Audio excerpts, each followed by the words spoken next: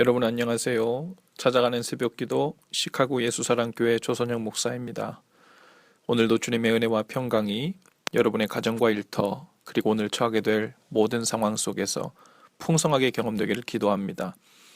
찾아가는 새벽기도는 기쁨의 언덕으로 라는 연합감리교회 공식 말씀 묵상집을 본문으로 사용하고 있습니다. 오늘 우리에게 주시는 하나님 말씀은 마태복음 9장 18절부터 26절까지 말씀입니다. 제가 읽어드리지요. 예수께서 이 말씀을 하실 때 한 관리가 와서 절하며 이르되 내 딸이 방금 죽었사오나 오셔서 그 몸에 손을 얹어 주소서 그러면 살아나겠나이다 하니 예수께서 일어나 따라가심에 제자들도 가더니 12해 동안이나 혈루증으로 앓는 여자가 예수의 뒤로 와서 그 겉옷가를 만지니 이는 제 마음에 그 겉옷만 만져도 구원을 받겠다 함이라. 예수께서 돌이켜 그를 보시며 이르시되 딸아 안심하라 내 믿음이 너를 구원하였다 하시니 여자가 그 즉시 구원을 받으니라. 예수께서 그 관리의 집에 가사 피리 부는 자들과 떠드는 무리를 보시고 이르시되 물러가라 이 소녀가 죽은 것이 아니라 잔다 하시니 그들이 비웃더라. 무리를 내보낸 후에 예수께서 들어가사 소녀의 손을 잡으심에 일어나는지라 그 소문이 그 온 땅에 퍼지더라. 아멘. 오늘 본문은 예수님께서 혈루증 앓던 여인과 한 관리의 딸을 고치시고 구원하신 이야기입니다. 먼저 예수님은 한 관리의 딸을 고치러 가는 중이셨는데요.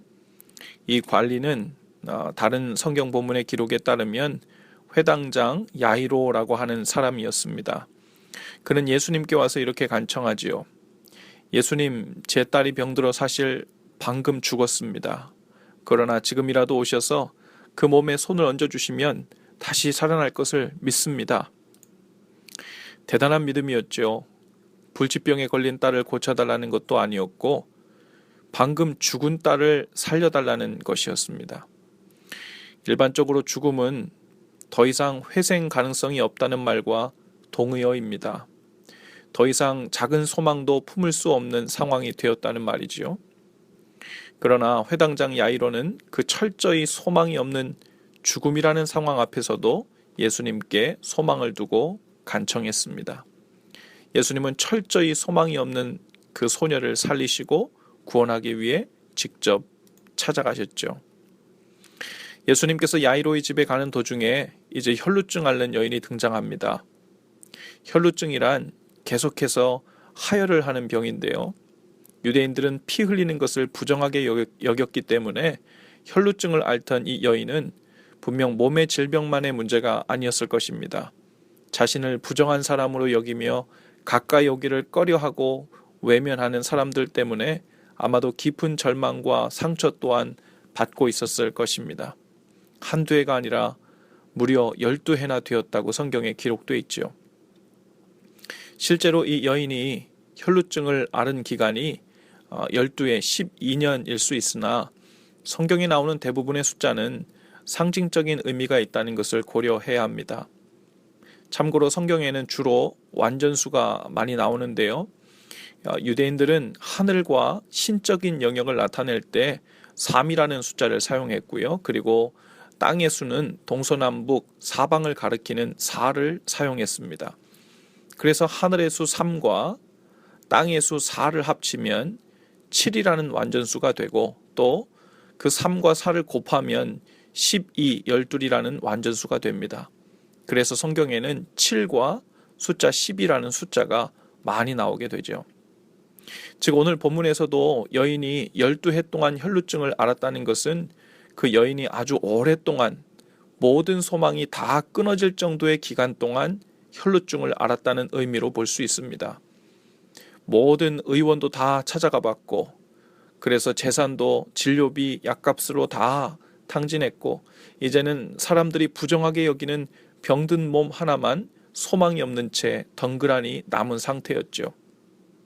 이 여인 역시 그 죽은 소녀처럼 모든 소망의 끈이 다 끊어진 상황이었습니다. 그러나 그 상황에서도 이 여인은 예수님을 찾아왔어요. 그리고 그 믿음대로 고침을 받고 구원을 받았습니다. 여러분, 우연치고는 참 의미가 깊습니다. 죽음으로 인해 모든 소망이 끊어진 소녀를 구원하시러 가시는 예수님, 그리고 그 예수님의 옷자락을 붙들고 있는 모든 삶의 소망이 끊어진 여인, 물론 이 두 소녀와 여인은 모두 고침을 받고 소생함을 입었고 구원을 받았습니다. 예수님께서 찾아가시든 아니면 예수님께 찾아오든 중요한 것은 마치 죽음처럼 모든 소망이 끊어진 것 같은 상황에서도 주님을 찾았을 때 모두 새 생명을 얻게 되었다는 사실입니다. 오늘 우리의 삶은 어떤 상황입니까? 우리의 삶의 어떤 영역은 마치 죽어버린 소녀처럼 소망이 전혀 없는 상황처럼 보일 수 있습니다. 우리 삶의 어느 영역은 마치 12 혈루증을 앓으며 고통당해 왔고 지금도 그 생명을 상징하는 피를 계속해서 흘리고 있는 형국에 처해 있을 수 있습니다. 도저히 답이 나오지 않는 답답하고 절망적이고 소망이란 단어가 죽어버린 것 같은 느낌일 수 있습니다. 어쩌면 계속해서 뒤틀려만 가는 부부관계가 그럴 수 있지요.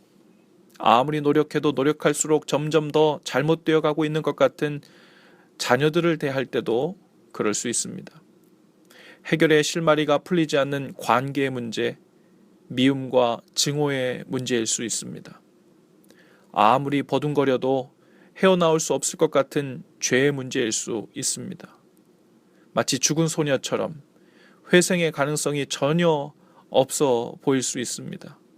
너무도 오랜 시간 동안 생명을 소진하며 살았기 때문에 이제 와서 무슨 소망이 있겠냐며 자포자기하고 싶은 그런 마음일 수 있습니다. 그러나 오늘 성경은 말씀을 통해 우리에게 말씀합니다. 그렇지 않다는 거예요. 예수님은 바로 그런 우리를 위해 오셨고 그런 사람들에게 소망이 되셨습니다. 이미 죽은 자라도 주님께 소망을 두면 주님은 살려내십니다. 평생 동안 모든 힘과 소망과 생명을 소진하며 살아왔다 하더라도, 그래서 아무런 소망 없이 지칠 대로 지쳐 있다 할지라도 이 시간 주님께 나아가 옷자락을 만지며 의지하면 주님께서는 깨끗이 치유하시고 새 생명을 주시고 살려내시는 분이십니다.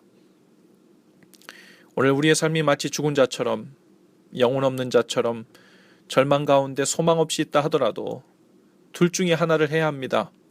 소녀의 아버지처럼 나의 삶 가운데 찾아와 살려달라고 구하든지, 그 여인처럼 지친 몸을 해서라도 주님 앞으로 나와 그 옷자락을 믿음으로 만져야 합니다. 주님께 찾아와 달라고 하든지 주님을 찾아오든지 해야 한다는 거예요. 주님의 은총이 분명 있을 것입니다. 죽은 것 같은 삶의 문제들 위에 주님께서 손을 얹으시고 달리다굼 하시면 우리의 그 삶이 살아날 것입니다. 우리를 사랑스러운 눈으로 보시고 내 믿음이 너를 구원하였다라고 주님께서 말씀해 주실 것입니다. 오늘도 주님께 소망을 두고 주님께 나오길 바랍니다. 기도하십시다. 주님, 오늘도 우리는 주님의 찾아와 주시는 은혜가 필요합니다.